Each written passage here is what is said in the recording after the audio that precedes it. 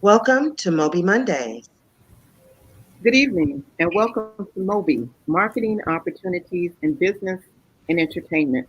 This is one segment of a series that we started in April in the midst of COVID when we could not produce our annual conference, which we have been producing for some time.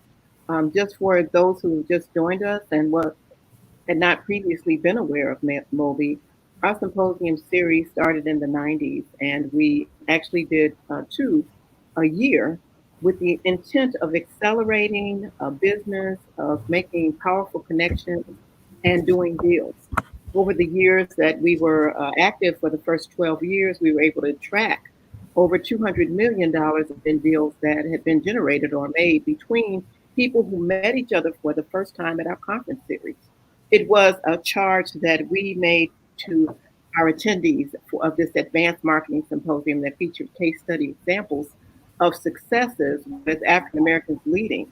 It was a charge to see each other as the most powerful asset in the room and not necessarily someone from another community or someone in a perceived power position. And what resulted was a lot of money generated with young people at the time. We're going to fast forward about more than 20 years, and we launched Moby symposiums annually about 3 years ago. This would have been our fourth year with our conference scheduled in April in a powerful partnership with Howard University that was to take place in Washington, D.C. And of course, we found out in March that those plans were dashed, and we launched our Moby Monday series.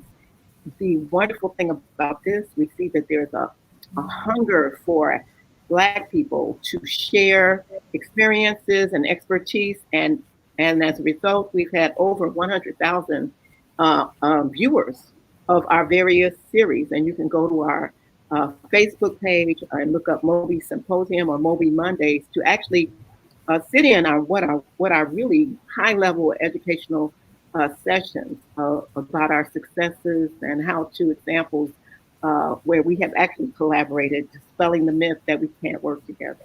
This tonight is a very important topic.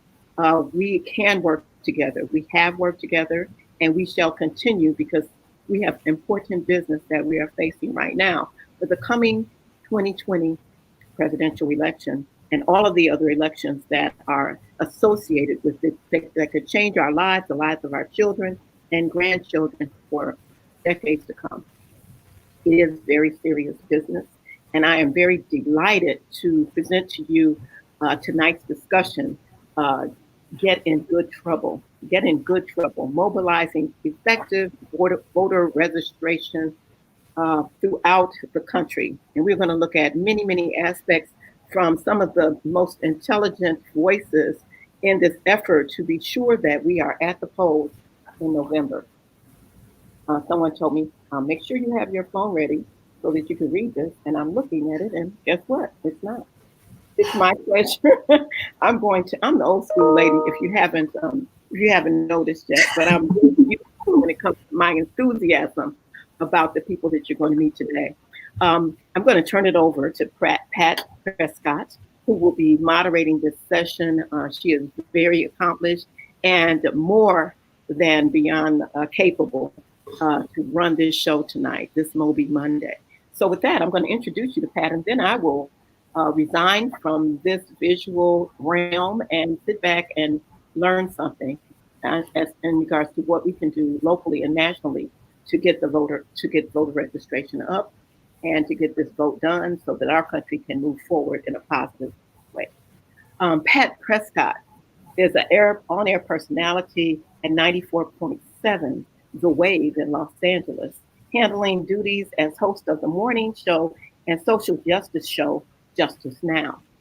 She started her radio career at WYLD FM in New Orleans and spent most of her career in New York as a morning show host, news announcer, talk show host, and public affairs director at WRVR, WBLS, WLIB, and jazz station CD 101.9.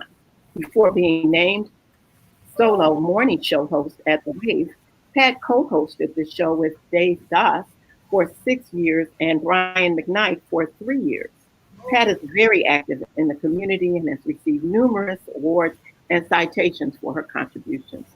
She is a woman for the people. She is a voice for the voiceless, and it is my pleasure to have her lead this Moby session tonight. Pat?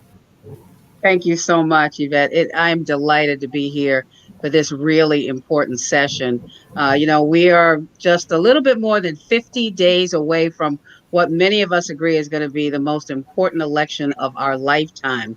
And there is a great deal of misinformation that's out there being disseminated right now about voter registration, about voter suppression, about voter fraud, voting by mail, early voting, and so much more. And now more than ever, what we need is credible information so we can prepare ourselves to mobilize and participate. And you are going to get that today from a stellar panel of individuals who are joining us.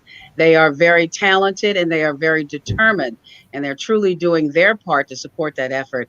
It is my pleasure today to introduce them to you. As I introduce them, we're also going to give you more background on their efforts and initiatives, and also give them a chance to let you know what needs to be done next and exactly how you can help.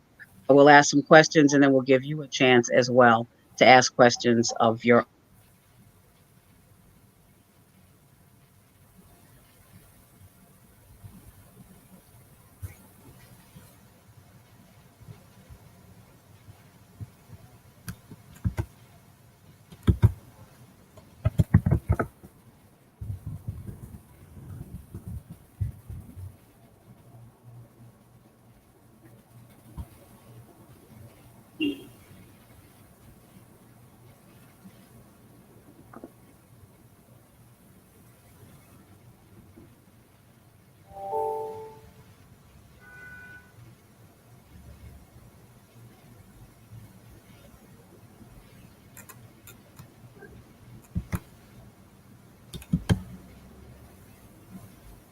Pat, we couldn't hear you.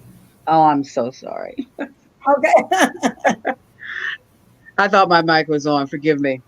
All right, I will reiterate all of that. I was just saying that how delighted I am to be here for this event today and to share with you. I think it is such an important initiative. We got so much misinformation out there right now as we head towards probably the most important election of our lifetime. Everybody's got questions about voter registration, voter suppression, voter fraud, voting by mail, early voting, and so much more. So we need credible information, and that is exactly what you're going to get today from a group of talented and determined individuals who are already doing more than their part to make that effort happen. As I introduce them, we're going to also give you more information on their backgrounds and the initiatives that they're working on, and give them a chance to let you know what needs to be done as we move into this next phase as we prepare for the election. And we're going to get started with Latasha Brown. Latasha is an award-winning visionary thought leader and institution builder. She is an expert on Black voting rights and voter suppression, Black women's empowerment, and philanthropy. She is a co-founder of Black Voters Matter, Black Voters Matter Fund, and the Black Voters Matter Capacity Building Institute. All of these initiatives work to boost Black voter registration and turnout, and also to empower marginalized, predominantly Black communities. Latasha is also the brains behind the Southern Black Girls and Women's Consortium. It's a $100 million 10-year initiative that is going to usher in a new approach to philanthropy. So let's learn more now about Latasha Brown.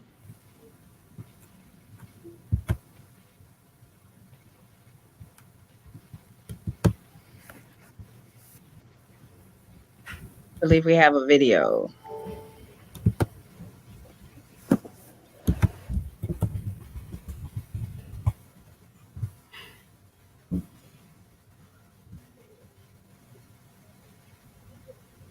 All right, no video?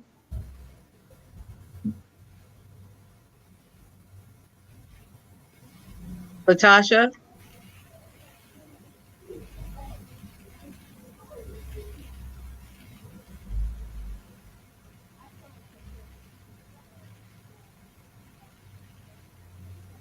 Is Latasha here?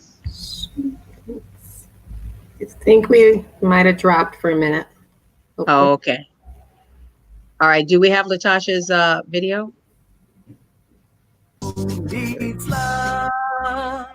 needs to live to love today?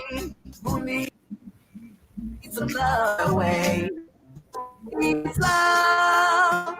Who needs love?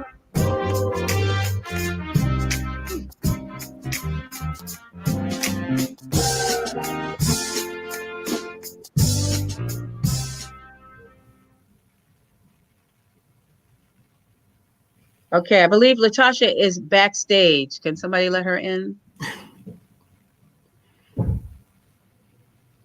There she is. Here I am. Wow.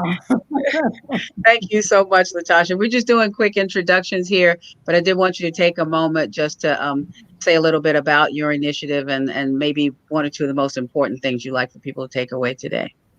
Sounds great. Well, the first thing I did right was the day I started to fight. Keep your eyes on the prize and hold on, hold on. I am a native of Selma, Alabama, and so a child and a daughter of the Black Belt, which gave root to the civil rights movement. So while I wasn't born at the time that it took place, my work is deeply influenced and shaped by what happened in my native home of Selma. And so Cliff Albright and I in 2016 formed Black Voters Matter Fund and Black Voters Matter Capacity Building Institute. In the last 25 years of my life as a social justice and a voting rights activist, we thought about what it is that we needed. And oftentimes we would do this power building work and would challenge power. We didn't have the resources we needed. So we wanted to create an organization that could actually provide resources to grassroots Black-led groups to build that are working on building power. And of course, I can share more. I'll share more later as we go on, but that's what we do right now. We're working in 11 states. We were working with over 300 grassroots Black-led groups in those states to help them build their capacity and build power and spread love. Very important to spread love. Most important thing of all. Thank you so much. We'll talk to you in just a moment. All right. Next, we have Jokeda Edie, who is the founder and CEO of Full Circle Strategies, LLC. It is a social impact consulting firm that is committed to advancing transformative change and global impact. Forbes magazine described her as the Olivia Pope of Silicon Valley, for her 20 plus years of developing strategies for policy, advocacy, and movement building. She is really perfect for today's panel because of her role as impact strategist and advisor for the Oprah Winfrey Network's Own Your Voice initiative, as you will see in her video clip, and then we will hear from Jokeda.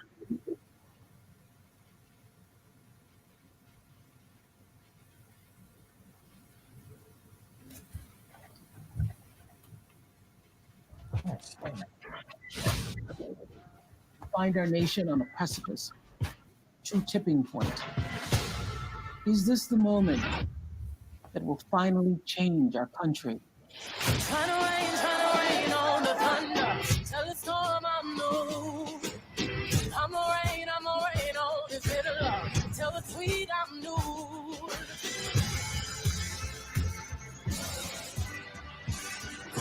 It's not a broken system. It was built to function exactly as it is. We must respond with bold action. This is our country too. We can build new systems that do what they should.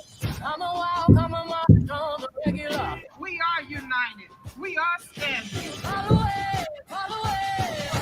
And we are going to fight this fight.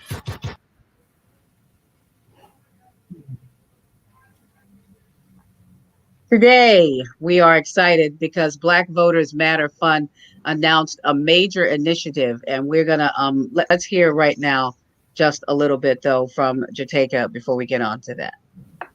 Well, first of all, thank you so much, and it's such an honor and a privilege to be here with so many amazing sheroes and a hero as well. It's really great to have this conversation, and I think the video and the work that the Oprah Winfrey Network has launched, and the work that we're doing there, it speaks for itself in that video. I think as Ms. Winfrey outlined, that it is so incredibly important for all of us to own our vote. And the Own Your Vote initiative is committed to a bipartisan, pro-social campaign of actions and events for and with Black women connecting them to urgent political actions and giving them really a microphone, a powerful microphone to amplify their voices and place a spotlight on key issues that are important to Black women. And that is what the heart and soul of this initiative and this campaign. It is about elevating Black women. We know that Black women represent more than 16 million voters in this election this year, that Black women are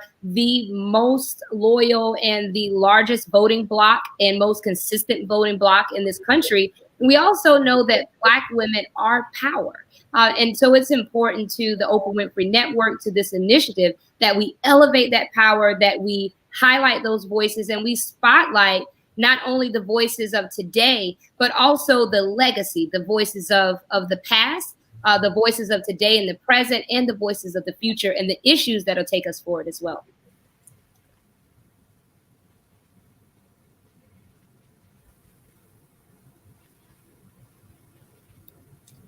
Pat, you're on mute. I'm so sorry. I got to go back and forth. I'm sorry. We got some really good news today from the Black Voters Matter Fund that announced a major initiative to educate, engage, and mobilize Black voters ahead of this November election. And this is a very big effort. It spans 11 key Southern and Midwestern states, includes a voter outreach caravan that is going to canvass major metropolitan areas through Election Day. And this Friday, they're going to be teaming up with BET and the National Urban League for the first ever National Black Voter Day. We're very excited today about having Janine Liebert here with us. She is BET's Chief Social Impact and Communications Officer. She's here to tell us a little bit more, but first, let's check out their video PSA before we hear from Janine. Thank you.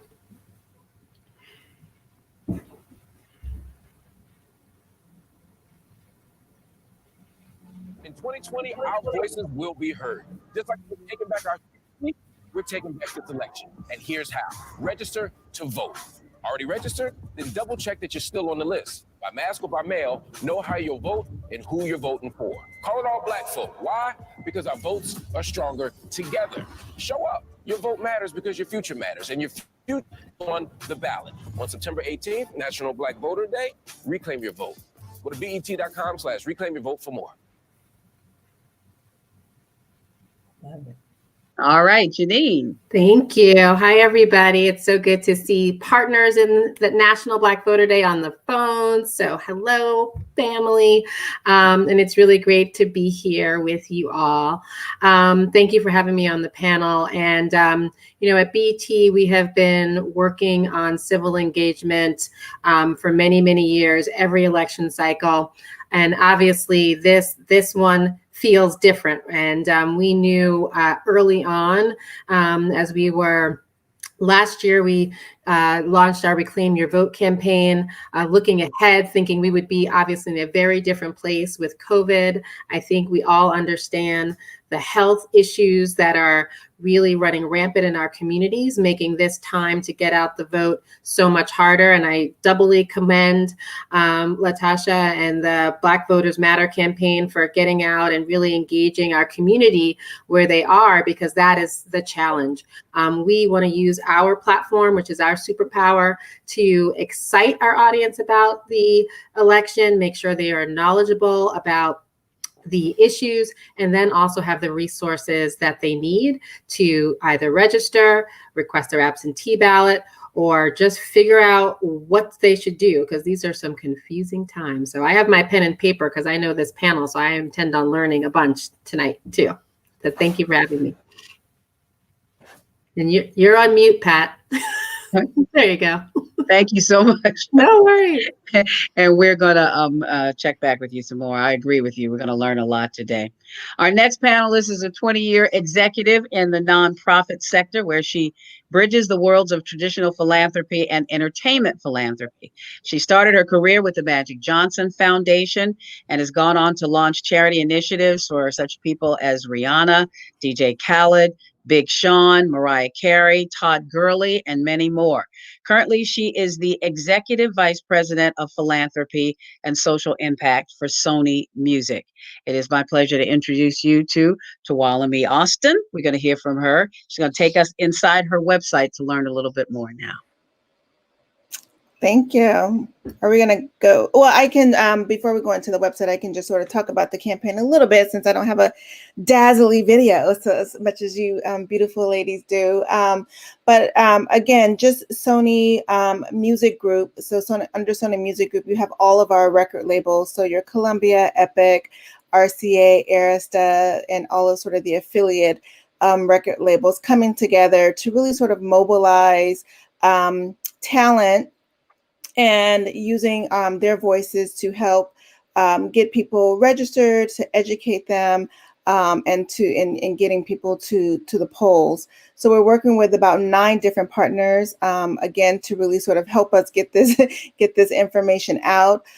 We've spanned wide just in terms of population. Of course, we're working with the Black community, the Latinx community, the Asian Pacific Islander community, the LGBTQT plus community, and really sort of providing them with the resources and so that they can go out and continue their great work on the ground with mobilizing our communities. With these 9 groups, we're covering about 25 states. So again, going wide and just making sure that we can mobilize as many voices as possible and getting people educated and ultimately getting them to the polls. Like I think we share in the sentiment that this is definitely an extremely important election. And we want to make sure that we do our part in helping to, make sure that people are aware of that. And then also, providing the resources in communities to make sure that these organizations are able to get that work done. So happy to kind of go through the website a little bit just to give you guys a sense of the visual and the creative in terms of, and also how we're working with our partners. So again, this is sort of our splash page. You'll see that we also have translations in Portuguese and Spanish. We've, working with our Latin label underneath Sony to make sure that, again, we cover sort of all demographics here. We're also working with Sony ATV, which is our songwriters, producers. So again, another about 1,500 artists and talent on the songwriting side, and really using their platform in addition to all of our talent on the Sony Music side. And again, just really sort of educating around voter suppression activities, which a lot of you guys are very well versed in, and using sort of a collection of PSAs and video launch film / vignette series, which will launch soon to really sort of help us amplify that message. Here we've partnered with Rock the Vote. Again, you can go on here. I think you guys have mentioned it, and it shows up in all of our campaigns where people can, know if they're registered, get educated, know about, sort of all of the opportunities and making sure that they know deadlines and just key information to get vote, to make sure that their vote is counted. I think you can keep scrolling a little bit. Again, registering to vote, knowing if you're voted. Again, we're providing key dates and deadlines. We're continuing to update this information on the site so that, again, people have the information and they know where to go if they don't have that information. We'll continue to build out this site as well. This is where these are some of the partners that we're working with. And this is, we're pointing people back to these partners. Again, they have all the information. We're really just sort of using the Sony Music platform and our artists and songwriters to really sort of help us amplify this messaging. I think that's it for the site. So really, again, looking forward to learning more and, figuring out how we can continue to help in this area. All right. Thank you so much, Tuolumne. We are delighted to welcome our next panelist. He is Wonton Davis. He's with us today and he is a vice president, head of creative and branded content at Revolt TV, Sean Combs Media Company. And he oversees branding, marketing, design, branded content, and consumer marketing strategy there. His team creates the look, the feel, and the voice that have developed and defined the Revolt brand across multiple platforms. And Wonton prides himself on taking an insights and instincts approach to building brands through creative storytelling, inspired and driven by audience data and intelligence. Let's take a moment and get to know Wonton Davis. How are you? I'm great. Good to be here. Thanks for having me. I think we have a video. I think so. I think we have a video. So this video is 100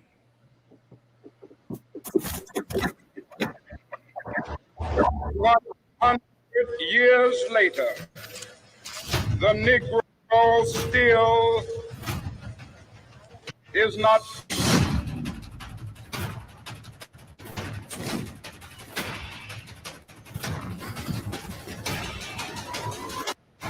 I Tom the smell, y'all.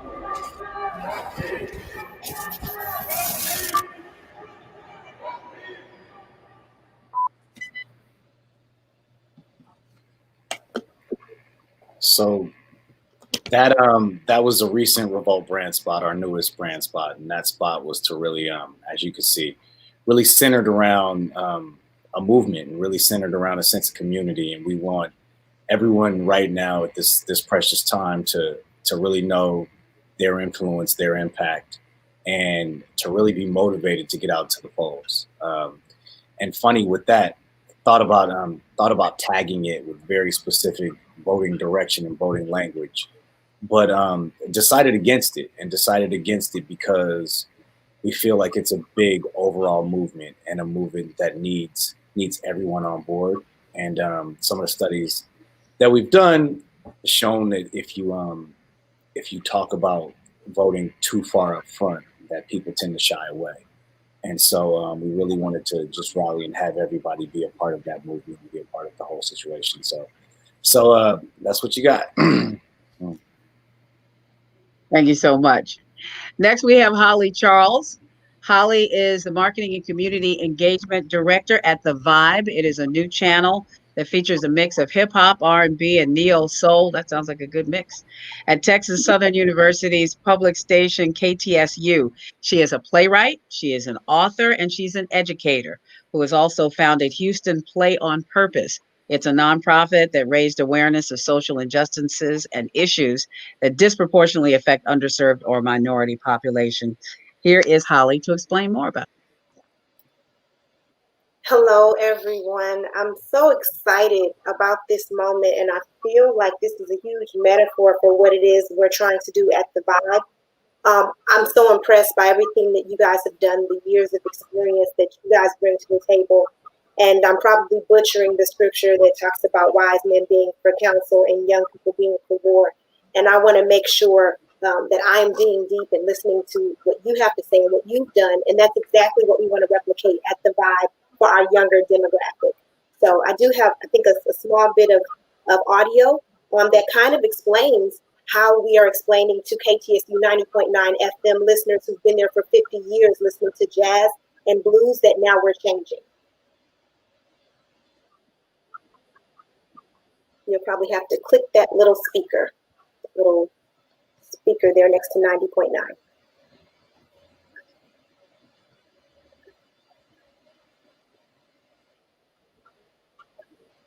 Right next to the 9. Go back.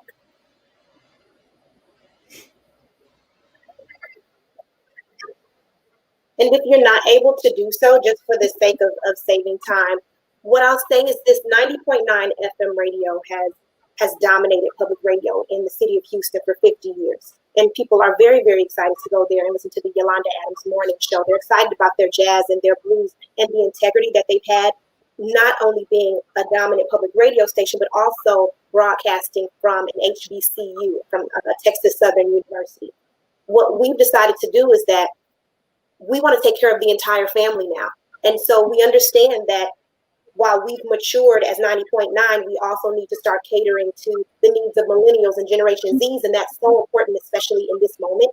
And so my job, at least what I am making it my job to do, is to make sure that we have some reciprocity. Instead of asking people to support us, we're finding a way to support them as well.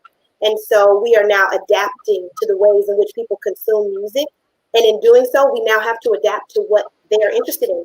And so empowerment, social justice, history, civic engagement, these are things that when I was in high school in the 90s, people weren't as concerned with. But now we understand, again, that we have wise men for counsel and we have young people for war. And I am ready to sharpen the knives of those people who are ready for war. I'm ready to continue. So we have something called the Movement Continues, which is an urban alternative voting initiative.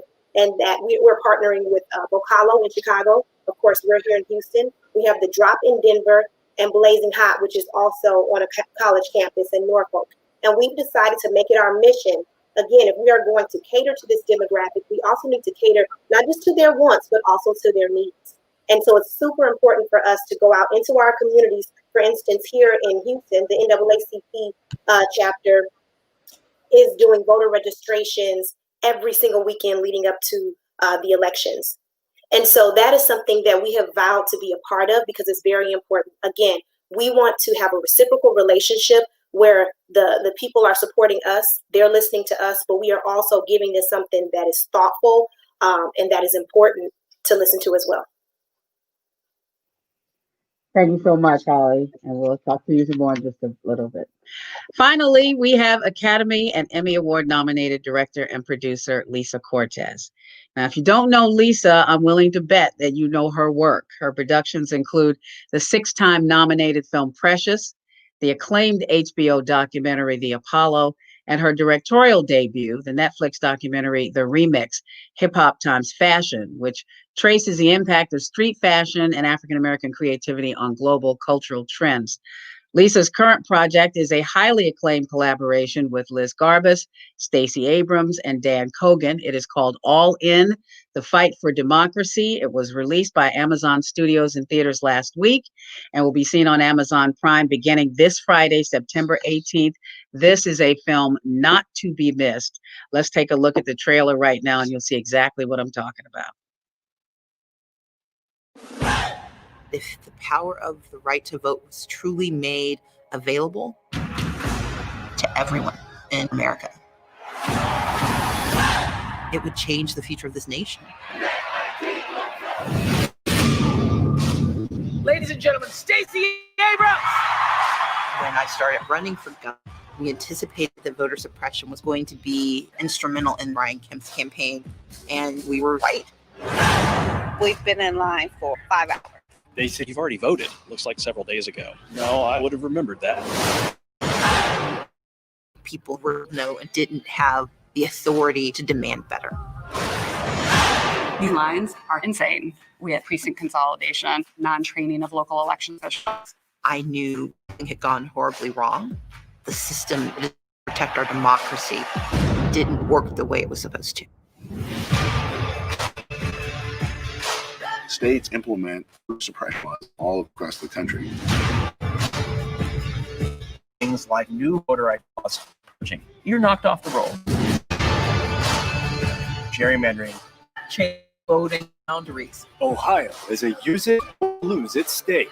In the United States, the right to vote is the only right you can lose simply for not using it. Jim Crow 2.0. That's what we're saying. We've got a lot of work to do.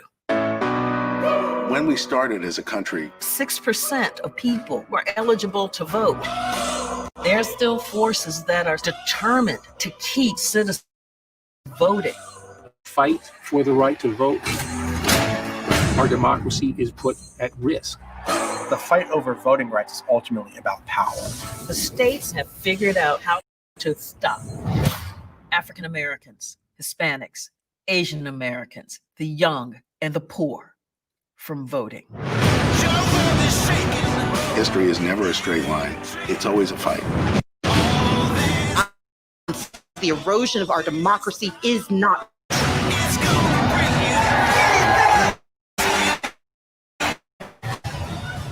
try to make history. The vote.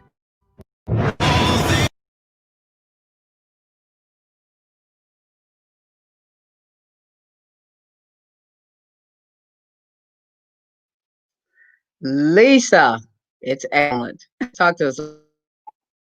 Lisa, it's excellent. Talk to us a little bit. button. Okay. Well, are you all in? Yes. Yes. Can't be halfway. No half stepping when it comes to voting. Thank you so much, Pat. Thank you to everyone. Thank you. There was please check out the trailer on our website. We have a little staccato technical issues. So I am the co-producer, co-director of All In, the Fight for Democracy. It is about the history of voter suppression, how it has targeted our community. It's a history as alive today as when John Lewis and Amelia Boykin risked their lives crossing the Edmund Pettus Bridge. It's not only a film, it is a movement. And on our website, allinforvoting.com, you can learn how to check your registration, how to become a poll worker, how to host a screening of the film. It's got a ton of resources. We are giving out ground game grants to local organization with boots on the ground. We have a Grow a Voter curriculum and a campaign for schools. We have micro grants for local artists. If you are in Cleveland, Ohio tomorrow from 2 to 5, we are registering people with our bus at the Davies Mercado, and at 7:30, we are screening the film and continuing to register people. And if you are in Selma, we are screening the film at 7 o'clock tomorrow at the Downtowner Restaurant. All this information on our screenings across the country, which is happening now, is in allinforvoting.com. Once again, the film will be released on Amazon Prime on September 18th. I want us all to remember that our vote is an act of defiance and a symbol of hope and commitment for a better future. And all I can say is it's right on time. This is an important film, and we really got to get the word out about this. So let's get into it. We're going to ask the first question I'm going to direct to Latasha. What do we need to know about voter registration? There's so many questions about how to register, how to make sure you're still registered. You haven't voted recently. What documents do you need? Deadlines, all of this sort of thing. Talk to that about that a little bit for us, please. You know, part of the challenge around it is that it's so decentralized that in different states, there's different rules and regulations around it. And part of that, in my opinion, is part of that was intentional. But for people right now, the first thing they need to know at this stage is what is your status? Know your status. And so one of the ways that you can do it, you go on our website, you go to www.blackvotersmatterfund.org//vote. Or go to vote.org. You can literally just go right in, check your status. If you're not registered, you can go to the button. It'll show you exactly if your state offers online voter registration. You can go directly there. It'll show you right there, and it'll tell you what the rules of your state, and you can actually find out your district and that information. So please go to our website, blackvotersmatterfund.org/vote. You can find that, or either go to vote.org. In addition to that, I think it's really important right now that everybody shouldn't take for granted. We know that in Georgia, just recently, the ACLU came out with a report on Friday that 200,000 voters who were eligible voters were dropped off the rolls and they weren't supposed to be, right? And so I think it's important right now, that's why I love the campaign that we're doing with BET and the National Urban League. Like, let's keep it simple. There are 4 simple steps. First thing, right? Like, check your status, check where you are, know where you are right now. And you can do that, like I said, by going to the site. You can even go to our site, and we got a QR code. If you don't want to put all that up, you go to our site, you get our QR code, and you can find your registration right there. Matter of fact, we are launching our We Got Power campaign on this Friday, and you will see the blackest buses in America rolling around the country. In addition to, she had some babies this year. So she got 20 babies that are running around all throughout the country. And when you see the blackest bus, and I promise you, you're going to know when you see it. When you see our bus, there's QR codes all throughout the bus that all you got to do is take a picture And literally it will pop up where you can actually go and find out your status. And so the first thing I think to do right now around registration is to find out your status. Secondly, if you don't want to go through the technology route, or that's not what you're comfortable with, find those organizations that are doing this work. NAACP, the National Urban League, the Indivisible, Black Voters Matter. There are many groups. We know those groups that are actually doing voter work. They always do this work that you can call and you can connect with. You can also text us. Text We Matter 797979. You got no excuse. We got all kind of ways. If you want to know your status, we got you. So text We Matter to 797979. I think that there's all kinds of resources, even call, like I see radio station, like Sister Charles, the things that you all are doing. Many of the radio stations, particularly urban radio stations, have partnerships so they can connect you to folks. I just want people to know that you don't have to not know that go to those folks in your community, those organizations, whether it's your church, find someone, but you can also go online and find out your status. Pat, you're on mute again. What do you do when you find out that you're not there and you're on the rolls and you're supposed to be there? What is the next thing you do after that?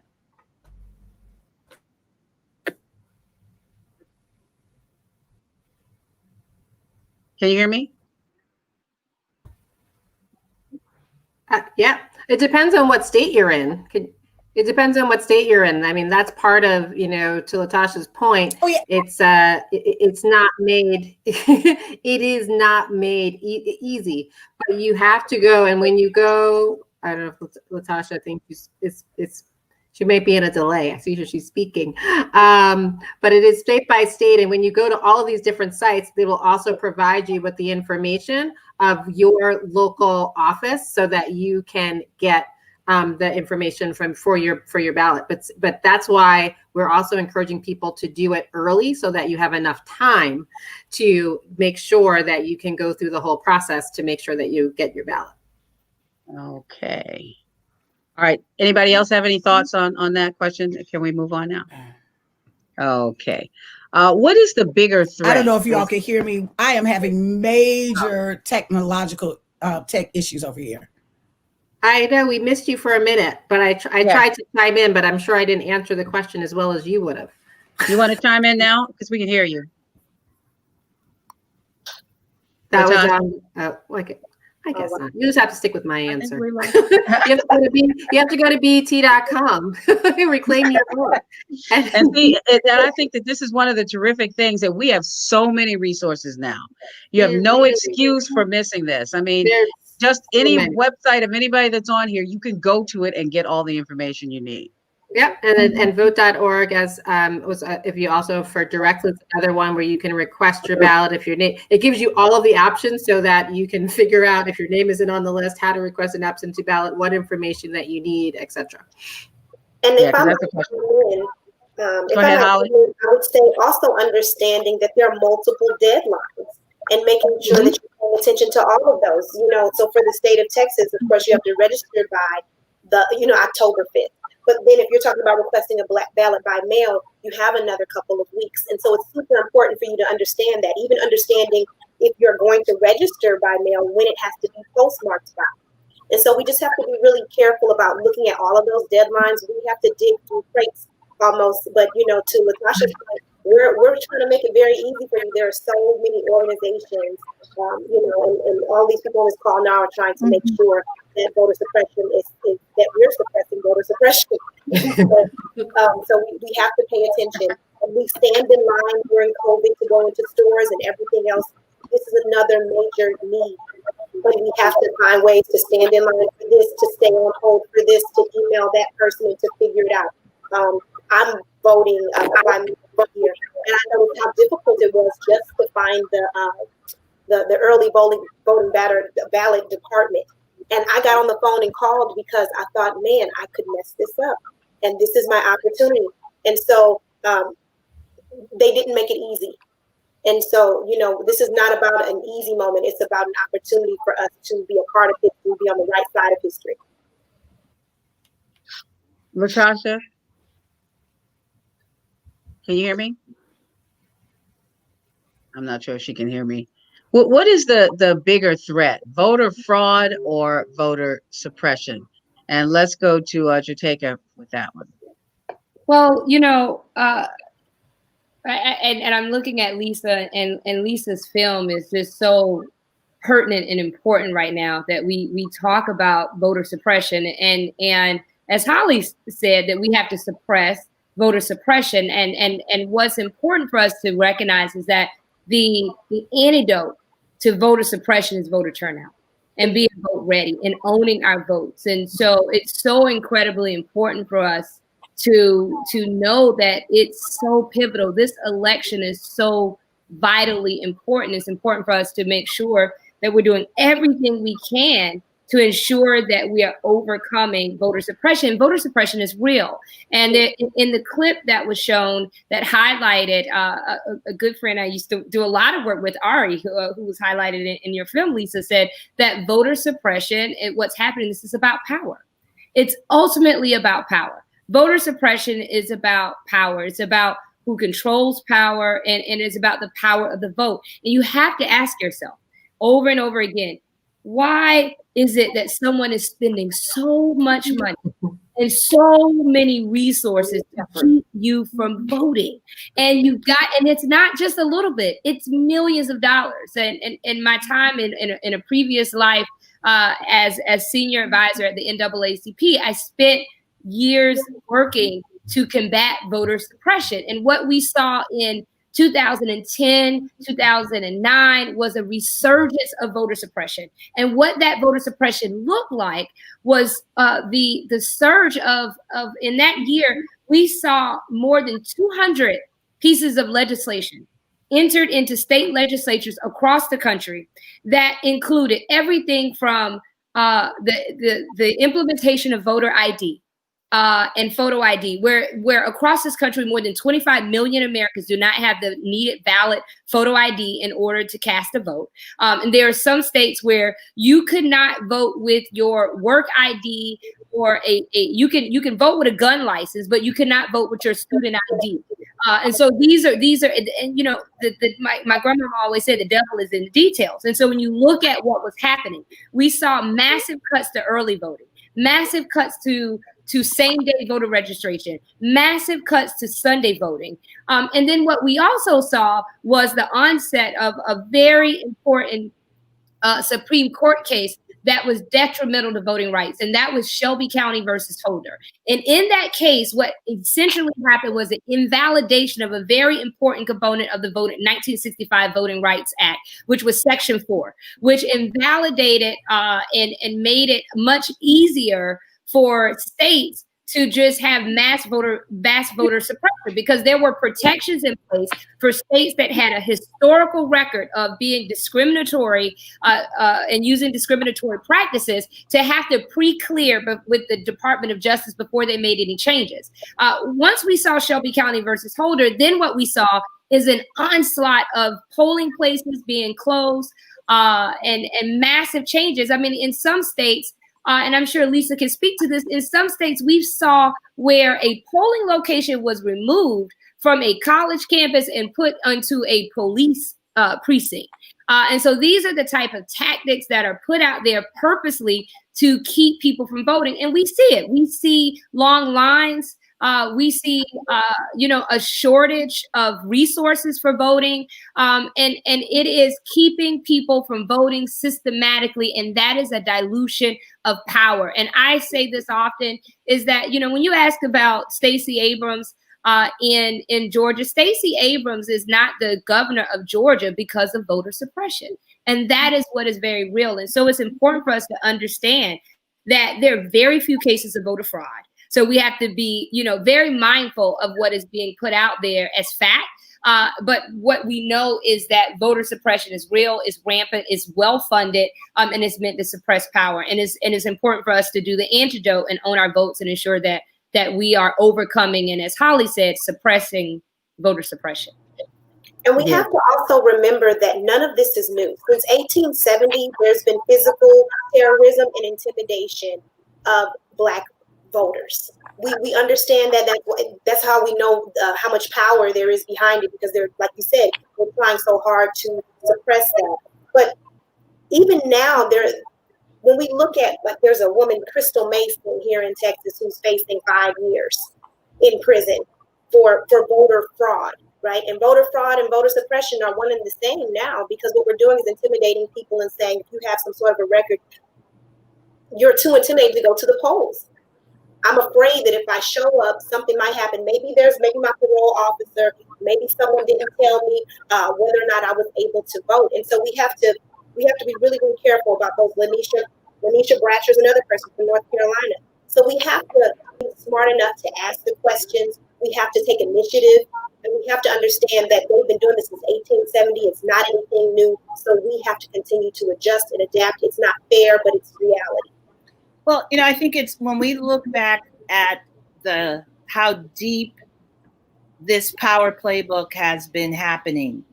In 1868, Florida passed its first felony disenfranchisement law, which means you are a felon, you're going to lose your right to vote. In 2020, what we saw last Friday in Florida was Amendment 4, which had restored the rights for our returning citizens who had paid their debt to society to be able to vote. They said no, even though it was the will of the people to pass Amendment 4 to allow our returning citizens to vote, they said you have to pay your fines. And guess what? Sometimes we don't even know how much you owe, so you can't register. So 1868, 2020, it could be the dogs and the whip, and now it is closing polling locations. It is not allowing our returning citizens to vote. And so, like, it's cyclical. It's a monster movie. You cut off one head and it comes back with two heads. It is modern day slavery. And I mean, this is what systemic racism is, making changes in the system that keep racism going. Lisa, I'm sorry, Latasha, I think you have something to say. You're on. Latasha? So I think I don't know if it's very, very bad service at my home. I don't know what's happening, but not sure if y'all can hear me. It's been really choppy. We can hear you. But at the end of the day, I'll just make it quick because I don't know, Pat, if I caught all of your question. I will say, even to the piece about voter suppression, there's just a couple of pieces that I want to just raise around it. That we have voting has been framed to Black people as a form of participation. That voting, to the extent that you participating, that's the end all of it, right? When really voting is about power. And so fundamentally, just as Holly said, and as others, this has fundamentally been efforts, and it's a spectrum. There have been efforts to prevent and marginalize the power of the Black vote. And particularly when you're in a democracy, when the whole point of the democracy is that whoever has the numbers on their side, they in fact win. They win these elections. Well, it's very different now when we're seeing an America that is increasingly becoming browner. We're seeing an America that by 2050 is supposed to be majority non-white. All of a sudden, democracy ain't that big of a deal, right? And so we have to really push the envelope around this, around knowing that this is about power. This isn't about you picking the best candidate that the next Jesus is going to come. I'm saying that because fundamentally this conversation is getting held hostage. Me personally, as a Black woman in the Deep South, I have had very, very few opportunities, if any, to pick the perfect candidate. Now, maybe some of y'all have had that opportunity, but I haven't had that opportunity. I have to vote as a tactical strategy. I vote in a way that I am actually looking for who can I vote for that would actually reduce the harm happening in my community. And if people say it doesn't care, I can tell you that it doesn't matter. You have not set up in a courtroom like I have, where you can actually see where when there's one DA opposed to another DA can make the difference between whether our people get 6 months in jail or 20 years in jail that their same white counterparts will get probation for. If you are saying that it doesn't matter, then you don't live in my community where people, when they've been cut off, their resources have been cut off from them, they've struggled and been evicted. Ultimately, this is literally not about the war of favorites. This is about a war of power. And so fundamentally, we have to see voting as that tool and a leverage of power for our people to get power. Now, there's two things. One, I don't think, as much as I do voting work, I don't think that voting is the end all, the be all, and I say it all the time, the panacea, but it is a form of power. I always use this example of I've had jobs and worked for folk that didn't treat me fairly, that I didn't get paid the wages I was supposed to get paid, right? I didn't like the folks I was working with, but I went and got my check on Friday. At the end of the day, I wasn't leaving my check on the table. And so I think it's the same thing around how we see voting. We cannot afford, we don't have the privilege to leave any power on the table as long as our people are suffering. And so any means that we have to use to get resources to literally be able to reduce the harm and get an alignment that we have to do so, we have to see voting as one tool and one leverage point of getting power and resources to our community. All very important things. Since studies show that Blacks don't trust the voting process in general and mail-in voting in particular, how do we educate our communities? And I think Wonton, why don't you weigh in on that first, and then we'll hear from Janine. You're muted. Thank you. First off, I'm just honored and privileged to be on this panel of ladies. I'm honored to be the only guy here, so I'm happy that you guys let me show up today. But I will say at Revolt, we feel a sense of responsibility, and we really want to be the ones to help educate and to help connect with our core audience. And our core audience, young Black people. And so what we really want to do is we want to try to just break it down and break everything in a layman's terms. Several people mentioned before, when thinking about it, it's pretty daunting. I mean, even for an adult, even for somebody who's voted for a long time, it's pretty daunting. So you go to the websites, you try to figure out, the election on different levels, on local levels, on smaller levels, not just the president, which I think we've all kind of touched on, but we want to be the ones to just really break it down and really deliver it in small, digestible terms that really speak to today's audience. And so I think that's important. It's like a biology class or like anything where you can go in and find pieces and just how the information is delivered and the best way to deliver it. And so we try to do that through some of the artists who we partner with, try to do it through some visual driven campaigns, and try to do it through infographics. I think, infographics really help deliver that digestible information. And I would just add quickly to that, and I think all of those points make complete sense in how we are operating as well. And then just the partnership, which there's so many organizations represented here that we've all talked to, is having the open line of communication so that we're curating and crafting the right message to break through, and then just really focusing them on different audiences.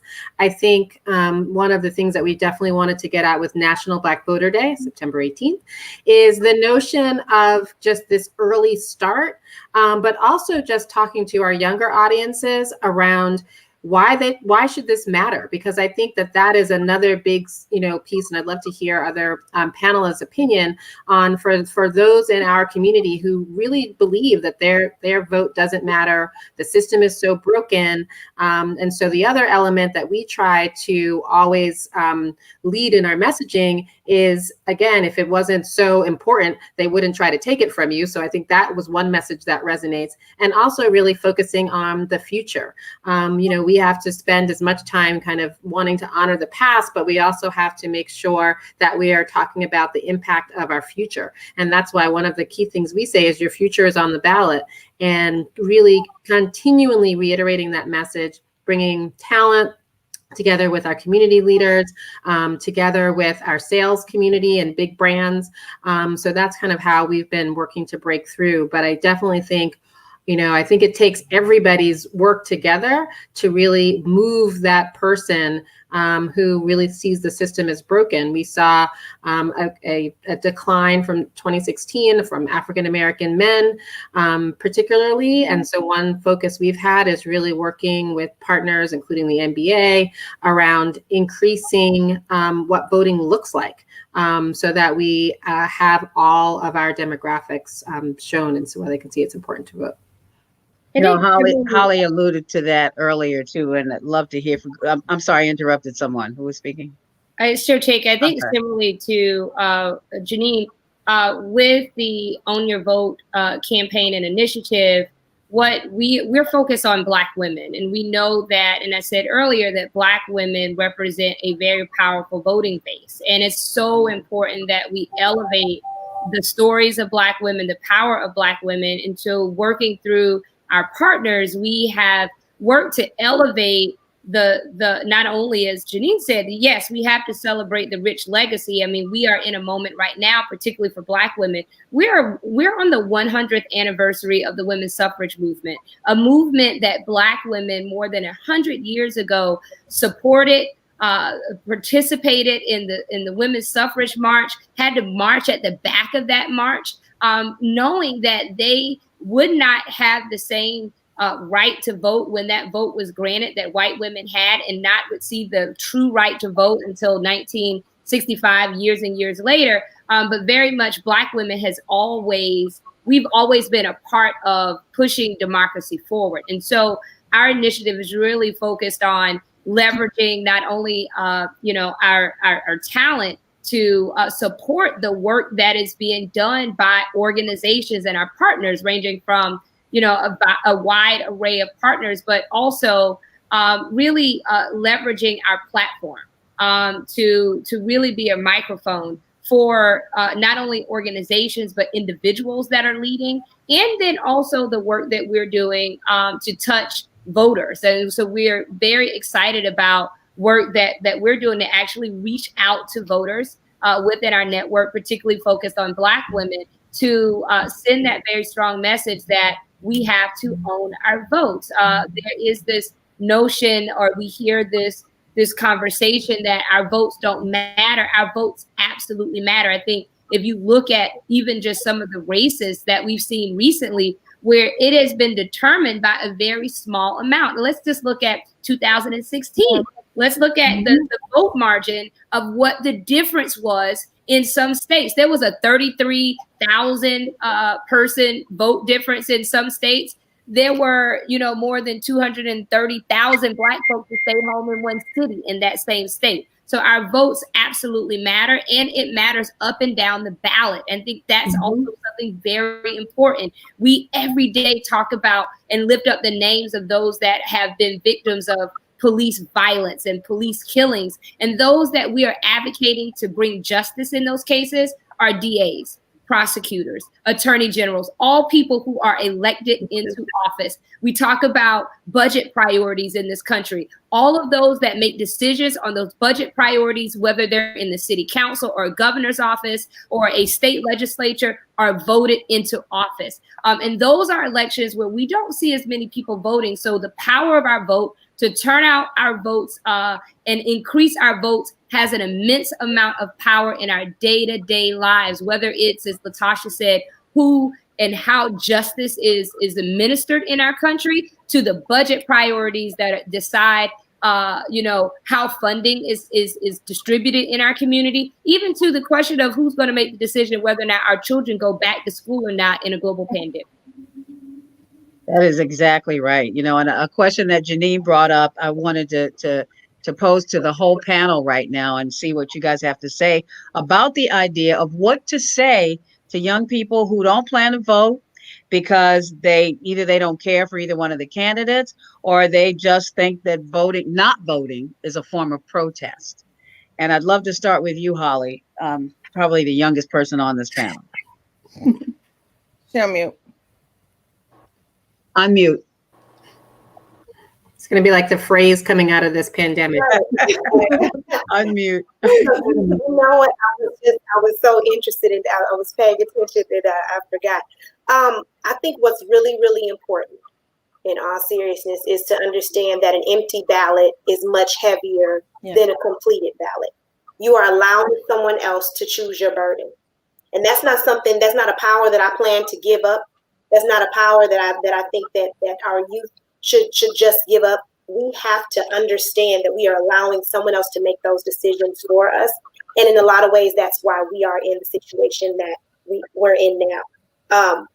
I think that another thing I kept thinking as you guys were talking was that we have to be very, very careful during this time to not become so angry about those who are not voting that we become divisive even within our own community. Understand there's a reason why there's been distrust in our community, distrust in our government. I know I'm one of those kids. I grew up, outside of Chicago, South Side kid.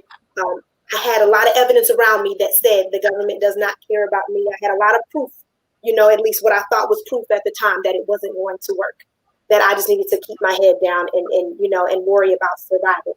It is up to us to talk to everyone. A lot of us we have an opportunity to speak directly to those people who are in our families. Some people are across the dinner table from us, and we're not engaging them in this talk about voter suppression and the opportunity to vote. We're not talking about the janitors or talking to janitors who may be in our community. We're not talking to our own children. We have to be very, very careful to not just have a platform for the masses and then ignore our family and those very people who we see every single day. It is an all hands on deck, no one strategy program that we have to all be engaged in. The family is that sphere of influence, and actually that's who I'm talking about. It's my nieces and nephews and all of the young people in that orbit, that I want to really appeal to. And it's not just young people who have that attitude. Some of the others do as well. Who would like to address that? Well, how about Tuolumne? Yeah, no, thank you, Pat. I think I echo everything everyone was saying. And, much like Wonton and Janine and Jataka, our campaign is definitely mobilizing and educating people. Pat, you talked about family. One of the things that we talk about especially with the Latinx community, is educate your elders, educate your family members, show them how to go online, sit there with your phone, show them how to go online and make sure that they're registered to vote. And Holly, I think you hit it. One of the things when you were talking about people who or young people who are saying, why do I need to vote? My vote doesn't matter. Those are some of the questions that we're answering, in our PSA campaign. But then also just having a conversation, just about the power of voting. That there's no one perfect candidate, and I think that someone else said it's just a matter of picking the person or persons that you feel you can get your agenda across with, right? And then you have to do the work. You have to go to those community organizations. You have to educate yourself, know about these key races that are happening in our communities that make the difference and how long someone will actually go to jail. And that you have the power to vote that person in or vote that person out. So, I think, with our campaign, we're also doing all of that. I know that there was a lot of talk about just trust and polling locations. One of the things that I find, exciting is that you have a lot of your major sports leagues using arenas and stadiums for polling locations.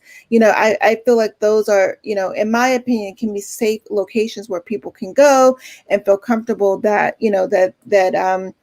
that they can get their vote counted, right? So if you don't want to go to, your local library or, the places that you don't feel comfortable and you want to go somewhere where you feel like it's neutral ground, I would recommend just, looking up. I think the NBA, Janine, you can attest to this, has announced some of the arenas that they're going to be opening up for polling locations. The NFL has announced some stadiums that they're going to be opening up for polling locations.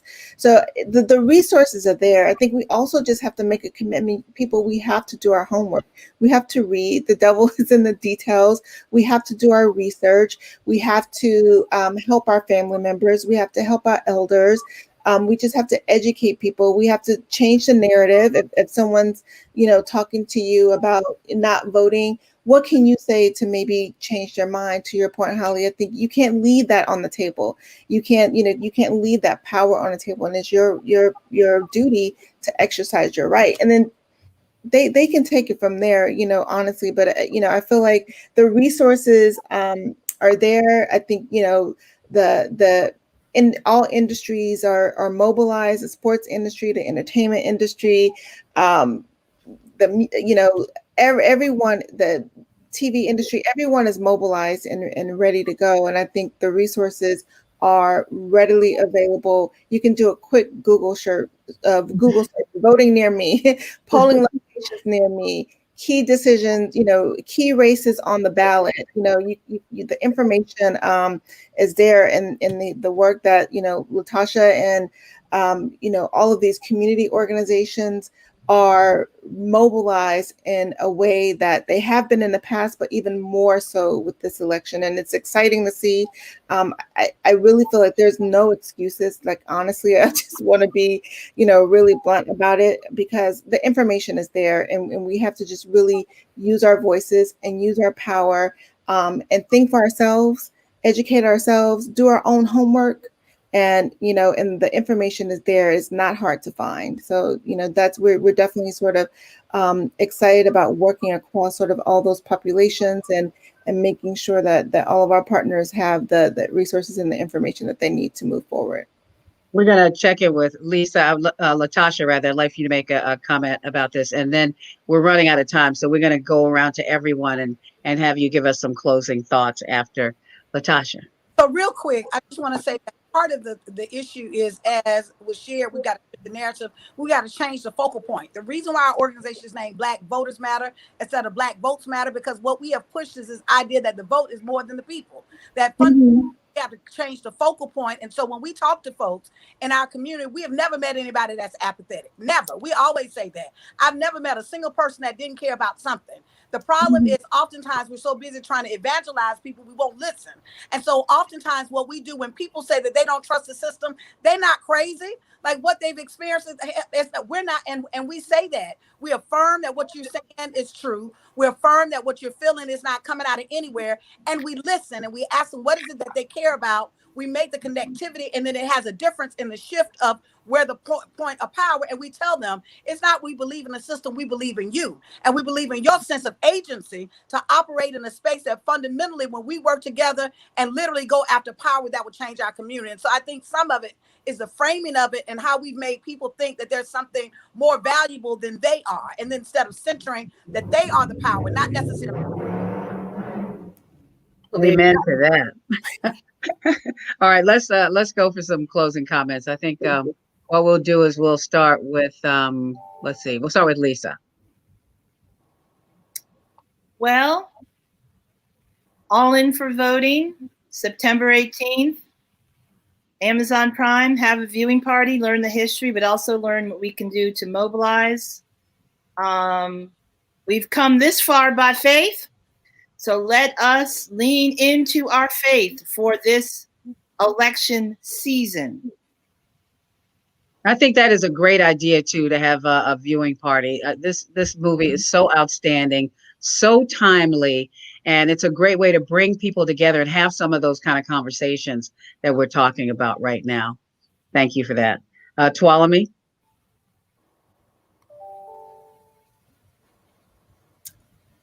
Yeah, I would love to have a watch party with the movie. I think for us it's really just using our platforms to mobilize and to help amplify messaging and getting the word out as much as we can. I would just encourage people, again, just to go out and talk to your family members, talk to your friends, and really just sort of help people to understand that don't understand the power. Give them the resources if you have it, suggest sites or ways that they can sort of buy into learning for themselves. I'm really, looking forward to everything that everyone's doing, and hopefully we can make history on November 3rd. Thank you. Janine? Well, while you're watching All In, you can quickly tag National Black Voter Day on September 18th. It was perfect. Like Lisa, we're like a well-oiled machine. I would just say one last other, big piece that we'll also be focusing on is the misinformation.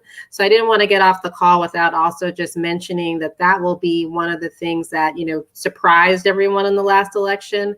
Now, there's been more time for more evil hands to do more work. So really illustrating and showing people what misinformation looks like, how to challenge it, how to get the right information, because particularly in partnership with National Urban League, I remember seeing so much of that misinformation that I hadn't seen. So I was educated on what was going on. And so I think that's just another important piece of this work. But with that, we will send out, and I will share with you all the information, but you can check out BET on September 18th and partner with Urban League, all of our wonderful partners on National Black Voter Day, and getting your people, getting your family, getting everyone who you talk to, tweet with, engaged, and making sure they know their voting plan. Thank you. And one of those people that's working with you is next, Latasha. Yes, we're super excited about National Black Voter Day. Come on, y'all, let's get it. You can stay connected. We've got plenty of opportunities for people to engage. You can text us. We matter to 797979. Make sure that I'm telling you, the Blackest Bus in America is coming through pretty near you. I can't wait. Soon, with on Friday. And we got power. So we want people to know that they can stay engaged. Please hit us up on our website, www.blackvotersmatterfund.org, or either follow us on social media. We're very, very active on social media since a lot of our people are there now. So find us at Black Voters MTR and Miss Latasha Brown. We are posting constantly to let people know how they can engage and be down. We're going to have to do something from the Blackest Bus in America. I got to hit you up. And I got to say, Latasha, it is perfect that you're working with Sheila Eldridge. You sound like her. Y'all have the same fire. I absolutely love it. Wonton, what do you got to say? I would say instead of swiping for 20, 30 minutes, instead of liking pictures and posting pictures and doing all that stuff, spend a little time, educate yourself and figure out our plan for November, because obviously this is the biggest one probably in the history of time. And then also, we'll put like 2 hours aside to do our fantasy football draft, but we can't figure out, who we're going to vote for, who's going to pretty much construct kind of how we do things for the next 4 years. So let's give it the time we need. All right, Holly. I'd like to say that none of us should underestimate, as Wonton just said, the power even of social media. I think that, a friend of mine said to me the other day, well, do people really care about Black lives? Do they really care about voting, or is this just a trend? And I'll say this, I'll be the first one to say, it can let it trend until it becomes the truth. I am okay with that. It doesn't in any way cheapen or taint those essential mantras for me. And so when I think back to Frederick Douglass, I used to teach my students about Frederick Douglass in the Cotton States Exposition. And he called, the metaphor was that the Black race was this distressed vessel who was out on sea. And he said at some point they needed to cast down their buckets where they were. And that is the same as saying meet people where they are, because if you pull that bucket up, if you cast down your bucket where you are, you will come up with fresh, sparkling water. And I'm saying that we have water as far as the eye can see that meets the horizon, and we have to meet people where they are. We have to cast out our buckets where they are. So if that's on social media, let's go there. Let's meet people where they are.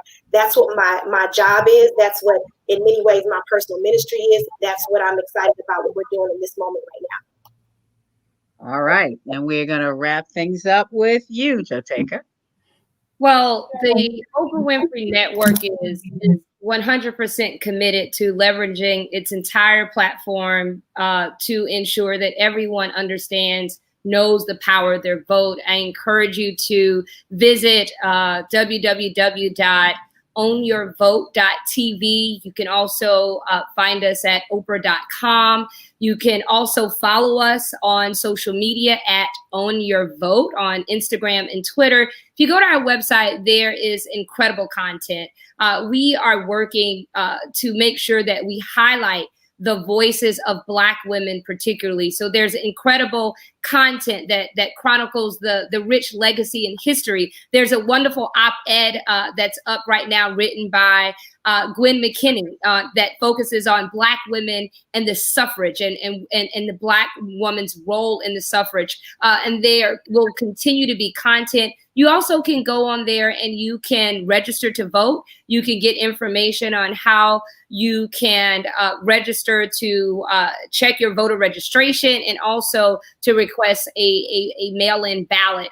In addition to a profile of all of our rich partners, we have a wide array of partners and really the heart and soul of the work that we are doing with the On Your Vote initiative and campaign is elevating those voices and making sure that all of the viewers of the Oprah Winfrey Network and those viewers touch know the power of their vote, that they can own their votes and have the tools and information needed to cast their vote not only on November 3rd, but as we know right now, voting is happening now. So we are not necessarily in a season of just a voting day.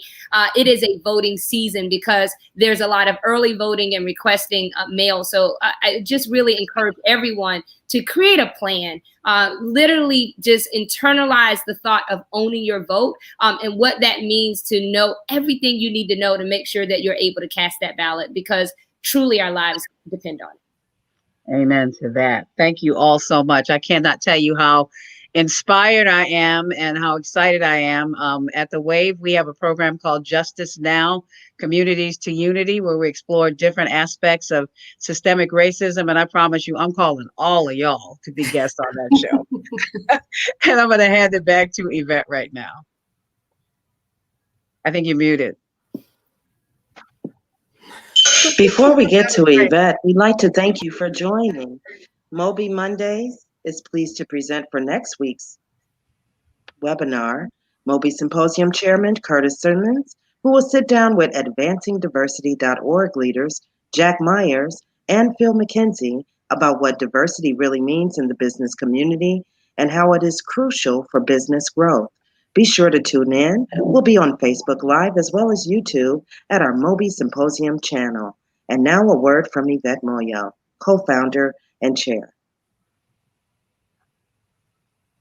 You're muted. Oh my God. Can you hear me now? We can. All right. Welcome to the party. I'm like, oh, just keep talking. No. Thank you so much. Marketing opportunities in business and entertainment. This is the ultimate opportunity. That is what Moby stands for. And I just commend you all for taking this huge opportunity to change the way America is going today.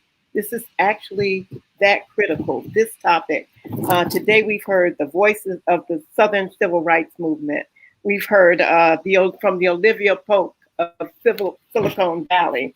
We've heard that Black voting matters and the Black Voting Matters funds. And we know that we can own our vote. And then all we're talking about is power right now. It's a struggle for our own power as Black people. We have some of the biggest brands that are identified in Black America and basically who are our general market brands now. Revolt and Sean Combs' company. We have Oprah Winfrey's own company. We have BET. This is serious business. Everybody would not be at this table if this wasn't a real issue. The Amazons, the Sonys, general market companies that are saying, this can't go down like this anymore. It cannot. We cannot see what happened in Georgia with the governor's race happen again. It was stolen. This is really about our lives, our future, our grandchildren's future. So I thank all of you for being so serious about it. Jotaka, Edie, Jasmine, Libert, Holly, thank Holly Davis. Thank you so much from Texas Southern and Chicago. We appreciate that. I just want to get that in as a Chicago girl. Wonton Davis, thank you for being the real man in our life tonight and bringing it with Revolt's efforts. Latasha Brown, we got it. We matter. 797979. Tabalami, we thank you for bringing the power and the vision and the talent and all of that Sony has to offer It is no small thing, and we appreciate it. Lisa Cortez, we appreciate you, and I just, really honor you and the work you've been doing creatively to bring the light. And we'll see you on September 18th, which is Black Voters Day. We know that now. So, we are in a struggle for power. I just want to say that Pat Prescott, you've done a wonderful job of managing a number of people and a number of different ways that we're approaching this. And to the viewers and to your network, we know that you're doing it on a very local level, on the micro level, and we need everybody working, the largest companies with the biggest brands in the world, all the way to right here in our own living rooms, get on the phones, get on the internet, and let's get this done. Thank you so much for being with us tonight at Mobilizing Monday. Thank you. Thanks, everybody. Thank you. Thank you. Thank you. Enjoyed See you on the 18th. Thank you, everybody. Thank you.